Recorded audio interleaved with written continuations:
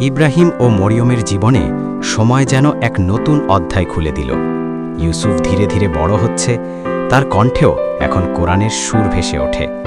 ফজরের পর ছোট্ট ছেলেটা বাবার পাশে বসে তিলাওয়াত করার চেষ্টা করে। কখনো ভুল হলে ইব্রাহিম মৃদু হেসে ঠিক করে দেয়।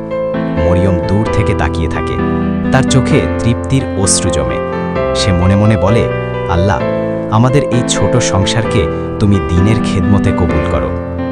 মাদ্রাসায় ইব্রাহিমের সুনাম আরও ছড়িয়ে পড়েছে। দূর দূরান্ত থেকে ছাত্ররা ভর্তি হতে আসছে, কিন্তু সুনামের সাথে সাথে ঈর্ষাও বাড়ছে। কিছু মানুষ তার জনপ্রিয়তা সহ্য করতে পারে না। একদিন রাতে মাদ্রাসার লাইব্রেরিতে আগুন লেগে যায়, বহু কিতাব পুড়ে ছাই। খবর শুনে ইব্রাহিম ছুটে যায়। আগুন নিয়ন্ত্রণে এলেও ক্ষতি হয়ে গেছে অনেক। কেউ কেউ ফিসফিস করে বলে এটা পরিকল্পিত। ইব্রাহিম সবার সামনে দাঁড়িয়ে বলল, কিতাব পুড়েছে, কিন্তু ইলম পুড়ে যায়নি, আমরা আবার সংগ্রহ করব। সে নিজে শহরে গিয়ে দান সংগ্রহ শুরু করল। মরিয়ম ও মেয়েদের নিয়ে ছোট একটি উদ্যোগ নিল, হাতের কাজ করে কিছু অর্থ সংগ্রহ করবে। গ্রামের নারীরা এগিয়ে এলো। কয়েক মাসের মধ্যেই নতুন লাইব্রেরি দাঁড়িয়ে গেল, আগের চেয়েও বড়। মানুষ বুঝল পরীক্ষাই মানুষকে উঁচু করে। এই ব্যস্ততার মাঝেই আরেকটি সুখবর এলো, মরিয়ম আবার মা হতে চলেছে। এবার তার শরীর আরও দুর্বল, আগের অসুস্থতার প্রভাব আছে। ইব্রাহিম তাকে বিশ্রাম নিতে বলল। মরিয়ম হেসে বলল, আমি দুর্বল নই, আল্লাহর ওপর ভরসা আছে। তবে এবার সে ঘরের কাজ কমিয়ে দিল, বেশি সময় ইবাদতে কাটাতে লাগল। এক গরম দুপুরে মরিয়মের হঠাৎ তীব্র ব্যথা উঠল। সময়ের আগেই সন্তান ভূমিষ্ঠ হল, একটি কন্যা, খুবই নাজুক, ছোট্ট। ডাক্তার বলল বিশেষ যত্ন দরকার। ইব্রাহিম শিশুটিকে বুকে নিয়ে কাঁপছিল। সে কানে আজান দিল, নাম রাখল আয়েশা। কয়েক সপ্তাহ ছিল উদ্বেগের, কিন্তু আল্লাহর রহমতে আয়েশা ধীরে ধীরে সুস্থ হয়ে উঠল। ইউসুফ তার বোনকে খুব ভালোবাসে। সে ছোট ছোট দোয়া পড়ে তার মাথায় ফুঁ দেয়। মরিয়মের হৃদয় ভরে ওঠে। সে বুঝতে পারে ভালোবাসার বীজ তারা যে বপন করেছে তা সন্তানদের মাঝেও অঙ্কুরিত হচ্ছে। সময়ের সাথে সাথে সমাজের পরিবর্তনও চোখে পড়তে লাগল। নতুন প্রযুক্তি, নতুন চিন্তা, অনেক তরুণ দ্বীনের পথ থেকে সরে যাচ্ছে। ইব্রাহিম সিদ্ধান্ত নিল মাদ্রাসায় শুধু কিতাবি শিক্ষা নয়, বাস্তব জীবনের সমস্যার সমাধানও শেখাবে। সে তরুণদের নিয়ে আলোচনা সভা শুরু করল। মরিয়ম মেয়েদের মাঝে আত্মসম্মান, পর্দা ও শিক্ষার গুরুত্ব নিয়ে কথা বলল। ধীরে ধীরে পরিবর্তন আসতে লাগল, কিন্তু আবারও পরীক্ষা এলো।